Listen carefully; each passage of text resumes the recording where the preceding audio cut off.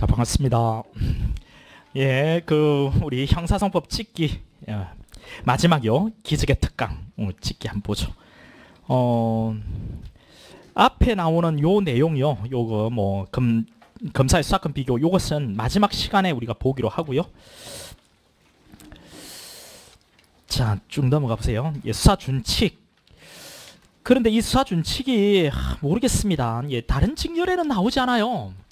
다른 직렬에 나오지 않는데 우리 경찰하고 성진에서만 이게 물어보고 있거든요. 근데 수사 준칙 뭐 우리 법무부 영유니까 형사 절차의 근거 규범은 되고 물어볼 수는 있습니다. 근데 이제 어느 시점에 가면 이게 계속 물어볼까 이런 생각이 좀 들기는 해요. 원래 수송법이라고 해서 다루는 어떤 중요한 내용들도 많고 해서 일단은 뭐 지금 분위기상은 한 2문제 정도에서 계속 나오니까 여러분이 좀 꼼꼼히 점검을 해야 되겠죠. 그래서 일단은 점검을 해볼 겁니다. 예, 추후에 하기로 하고요. 마지막 시간에 한번 쭉 보겠습니다. 20페이지 한 페이지, 20페이지. 그 대본 여러분이 봐야 될 것을 다 점검을 할 수 있거든요. 여기 집중해서 한번 들어보시고 오늘 또 궁금한 거 있으면 저한테 질문하시면 제가 답을 해드릴게요. 알겠죠? 오늘 궁금한 거 있으면 자, 전문사 자문위원 거기에 핵심 정리에 17이라고 되어 있는 부분입니다. 17. 자, 핵심 정리. 전문사 자문위원 이것만 딱 기억하고 있으면 돼요. 직권 신청, 전문사 자문위원은 직권도 되고 신청도 되고, 그리고 전문사 자문위원은 1인 이상이죠. 그리고 전문사 자문위원 지정은 취소할 수가 있습니다. 그리고 이의제기는 고등검찰청 검사장이죠. 지방검찰청 검사장 하면 틀립니다. 그리고 구술 또는 서면에 한 의견 인술 기회를 주어야 하죠. 주어야 한답니다. 이거 줄 수 있다 이런 것도 틀리고요. 그 위에 지검장 하면 틀리고요. 뭐 취소할 수 있다는데 뭐 없다 하면 뭐 틀릴 겁니다. 근데 아직까지 이렇게 나온 적은 없고요. 그 다음 1인이죠. 요거 2인 하면 틀리고요. 그 다음 1번은 직권 또는 신청인데 신청 있는 경우에 하나여 하면 틀리죠. 요런 것들만 잘 그때 잘 점검하시면 됩니다. 그 다음에 함정수사. 자, 함정사는 이 정도 점검하고 있으면 뭐 틀리진 않겠죠. 함정사. 범위 유발형만 함정사예요. 함정사인지 아닌지는 종합하여 판단입니다. 그리고 종합판단은 함정사뿐만 아니라 어떤 문제를 물어보든 간에 종합판단이란 말이 나오면 무조건 옳은 선택지로 고르시면 됩니다. 기소하면 공기판 떨어지는 거죠. 함정사. 자, 범위 유발형 함정사반 함정사죠. 요거 기소하면 공기판입니다. 무죄 아닙니다. 그 다음 위수정으로서 그 증거 능력이 부정되는 거죠. 그럼 여러분 이런 생각 한번 해보셨어요? 자, 함정사를 통해서 기소를 하면은 공기판인데 무슨 증거 능력 이야기를 하는가라는 거예요. 그런 생각 해보신 적 없어요? 뭐 나오긴 하는데 함정사를 통해서 기소를 하면은 수송조건 불구비고 그러면 바로 공기판인데 무슨 함정수사를 통해 수집한 증거의 증거 능력을 이야기하는가라는 겁니다. 뭐 필요 없잖아요. 그냥 공기판은 재판 끝나는 건데 기소 자체가 무효인데 무슨 그 증거 능력이라고. 우리가 기소가 유효여가지고 유효여서 뭔가 실체에 대한 심리를 할 때 그때 이제 증거에 관한 이야기를 증거 재판하는 거니까 안 그래요? 그래 여기 이 부분을 정확히 이해하려고 하면은 뭐가 필요하냐면 그 함정사를 통해서 기소를 해도 벌을 갈 수 있다라고 하는 입장이 있습니다. 이게 가벌설인데요. 이것도 학설 대립이 있습니다. 그러니까 함정사, 범위 유발형 함정사를 통해서 기소했다 해가지고 벌을 가할 수 없다. 불가벌설을 취하고 있는 입장이 있어요. 이게 판례 입장이죠. 벌을 가할 수 없다라고 하니까 이게 이제 공기판 뭐 이렇게 가는 겁니다. 공기판. 근데 가벌설을 취하는 입장도 있어요. 가벌설.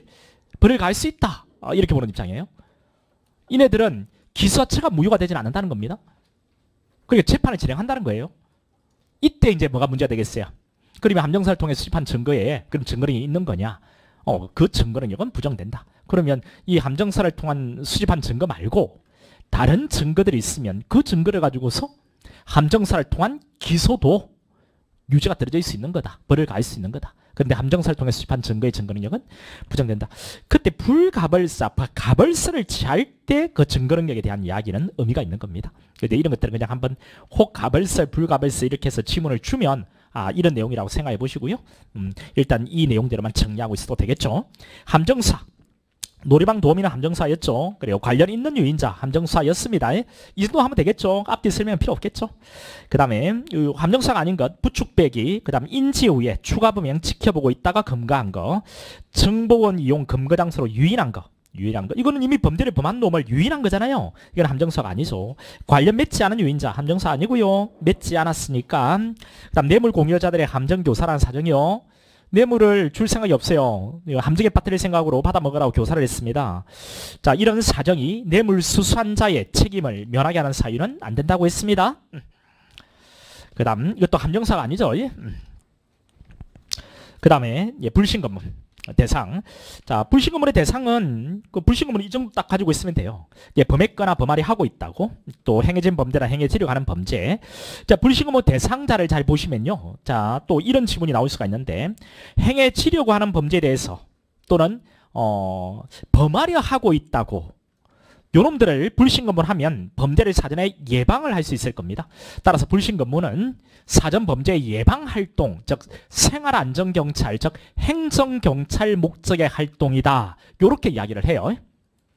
그런데 불신검문이 행정경찰 목적이지만 수사의 성질도 병유하고 있다라고 하는 병유설이 있습니다. 그 병유설이 등장하는 가장 큰 이유가 불신검문 대상의 절반입니다. 범했거나 또는 행해진 범죄나 이 부분이에요. 어떤 범죄를 범했다고 의심할 만한 상당한 이유가 있는 자, 또 자, 행해진 범죄에 대해서 그 사실을 안다고 인정되는 자라면 이미 수사가 시작된 거죠. 범했다고 의심할 만한 이유가 있는 자는 피해자가 되는 거고요. 그 다음 행해진 범죄에 대해서 안다고 인정되는 자는 참고인이 되는 겁니다. 그러니까 피해자 신문 또는 참고인 조사의 성질도 가지게 되는 거죠. 그러니까 수사의 성질도 가지고 있다. 이렇게 볼 수밖에 없는 거죠. 그래서 병유설이 등장하게 된 이유입니다. 이런 것들을 한번 들어두면 이런 유의 지문이 나오면 상당히 어려워요. 어려운데 여러분이 해결할 수 있을 겁니다. 또 이런 설명을 통해서 불신검문 대상자 있죠? 이것을 굳이 암기하지 않으셔도 여러분들이 해결할 수 있을 듯 보입니다. 더 중요한 것은 3번이죠. 불신검문 대상자를 판단할 때 체포구속에 이를 정도의 혐의는 필요 없다. 정지질문. 앞을 가로막는 방법, 이거 가능하죠. 앞을 가로막는 방법, 사회통념상 용인되어 있는 상당한 방법, 즉 앞을 가로막는 방법 가능합니다. 신분증 제시를 하는 게 원칙이죠. 그런데 경찰관이라는 사실, 범죄에 관련된 사실 알고 있다면 신분증을 제시하지 않고 불신검문을 해도 적법하다. 3번에 진술겁건 고지할 필요가 없는 거고요. 그 다음 흉기 소지, 그리고 진술겁건 고지는 필요 없지만 진술겁건은 행사할 수가 있어요, 없어요? 있죠. 따라서 진술을 강요하면, 답변을 강요하면 돼야 안 돼요? 안 됩니다. 이런 것들 같이 기억하고요. 흉기 소지 조사 가능. 흉기 소지 여부를 조사하는 것 가능합니다. 자, 이것은 흉기 소지 조사 가능. 명문의 규정은 있습니까? 명문의 규정은 없습니다. 명문의 규정이 없습니다. 자, 흉기 소지 여부에 대한 조사 가능한지에 대해서는 명문의 규정은 없습니다. 뭐라 하노? 자, 명문의 규정은 있습니다. 흉기는 명문의 규정이 있습니다. 일반 소지품은요? 일반 소지품 명문의 규정이 없습니다. 자, 흉기 소지 조사는 가능한데 이거는 명문의 규정이 있어요. CF 일반 소지품에 대해서는 규정이 없습니다. 그래서 이 부분은 학설 대립이 있어요. 그러니까 학설 대립이 있기 때문에 지금은 그냥 흉기만 소지 조사 가능하다는 명문의 규정을 두고 있다. 일반 소지품은 규정 없어서 학설 대립이 있다는 것 정도. 그 다음 답변 강요는 일치 안 됩니다. 그 다음에 동행요구, 분리, 교통방해, 질문을 위해서 동행요구 가능합니다. 불교입니다.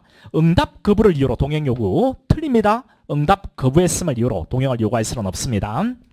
또 불교가 빠지고 질문을 위해서 동행을 요구할 수 있다라고 하는 것도 옳은 겁니다. 전에 국가직에 한번 나온 적이 있는데 불신검문 할 때 질문을 위해서 동행을 요구할 수 있다. 옳은 겁니다. 그러니까 불리한 때 교통방해의 경우 질문을 위해서 동행 요구, 요것도 옳고요. 옳고 이건 당연히 옳은 거죠. 근데 불교가 빠지고 질문을 위해서 동행을 요구할 수 있다. 이렇게 지문이 나온 것도 옳은 겁니다. 질문하기 위해서 동행을 요구하는 건 맞으니까. 그리고 어떤 경우인지가 이제 생략돼 있는 거죠. 근데 응답 거부를 이유로 동행을 요구할 수 있다. 이거는 명확히 틀립니다. 그리고 동행 요구 거절 가능하고 경찰 장구 사용 안 됩니다. 수갑이나 보상 안 되죠. 그 다음 변호인 도움 받을 권리 있다는 것을 알려야 합니다. 되게 중요하죠. 엄청 많이 나왔습니다. 그 다음 6시간 초과에 머물지 못하죠. 이것이 구금을 허용하는 의미는 아닙니다. 그 다음 이제 고소를 한번 정리해보면 이 정도 정리하면 돼요. 자, 고소 개념. 고소권자죠. 수사기관이죠. 예, 법원 아닙니다. 법원에 진정서 제출하고 증언하는 것은 고소 아닙니다. 범죄 사실 신고입니다. 범인은 신고할 필요가 없어요. 또 하나 더. 일시장소 방법 특정할 필요는 없습니다. 일시장소 방법 특정을 할 필요는 없고요. 범인 특정할 필요가 없습니다. 그러면 여기서 자, 일시장소 방법을 기재했는데 또 범인을 기재했는데 잘못 기재가 된 겁니다. 이 고소의 효력에 영향을 미칩니까? 미치지 않습니다. 그리고 고소장에 붙인 제명에 구속됩니까? 고소장에 붙인 제명에도 구속되지 않습니다. 모욕으로 고소했는데 알고 봤더니 명예훼손이다. 명예훼손에 대한 고소력이 있는 겁니다. 그다음 처벌 의사표시. 처벌에 달라는 의사표시가 있어야 돼요. 자, 이거는 의사능력이 있어야 된다는 건데 그 의사능력은 고소능력은 민법상 행위능력과는 다릅니다. 민법상 행위능력은 획일적으로 만 19세 이상이죠. 고소능력은 고소의 의미를 이해할 수 있는 사실상 의사능력이라고 했죠. 그 다음 고소권자. 직접 피해자입니다. 간접 피해자는 뭐 고소권이 없습니다. 간접 피해자. 채권자 이거 기억하셔야 되고요. 그리고 강간을 당한 부인의 남편 뭐 이런 것도 출제가 된 적이 있는데 간접 피해자죠. 간접 피해자 고소권 없습니다. 간접 피해자에서 꼭 기억해야 되는 것은 채권자죠. 채권자. 절도를 당한 자에게 채권을 가지고 있는 자. 간접 피해자죠. 그 다음, 자, 2번. 피해자의 법정 대리인요. 고소권이 있습니다. 이거는 고유권이죠. 독립하여 고소할 수 있다 돼 있는데 독립하여라는 말의 의미는 고유권입니다. 이제 피해자의 의사에 반할 수 있다는 거죠. 따라서 피해자가 또 취소를 못 합니다. 고소 기간도 법정 대리인이 범인은 안 날부터 진행되는 거죠. 피해자가 범인은 안 날부터가 아닙니다. 고유권의 그 결론 3가지 기억하셔야 됩니다. 고유권, 피해자 의사에 반하지 못, 자, 피해자 의사에 반할 수 있다는 거. 피해자 의사에 반해서 할 수 있다는 거, 피해자가 고소를 취소 못한다는 거, 법정 대리 범인 안날부터 진행한다는 거, 고유권이기 때문에 이 3개 기억하고요. 그 다음에 3번에 피해자 사망 시 배직형입니다. 이거는 피해자의 명시한 의사에 반하지를 못해요. 피해자의 명시한 의사에 반할 수는 없다. 그 다음에 사자명예훼손, 친족 또는 자손이죠. 친족 또는 자손. 그리고 이 사자명예훼손은 친고죄라는 것도 기억을 꼭 하고 있어야 풀리는 문제들이 많죠. 그 다음 5호에 피해자의 법정 대리인이 피해자이거나 법정의 친족이 피해자인 때 피해자의 친족이 고소권을 갖습니다. 이 친족의 고소권도 고유권이에요. 그 친족에 누가 들어온다고요? 생모 기억하셔야 됩니다. 생모. 모자가는 법률론이든 아니든 모자가는 출생이라는 사실관계에 의해서 법률상의 친족관계가 성립되죠.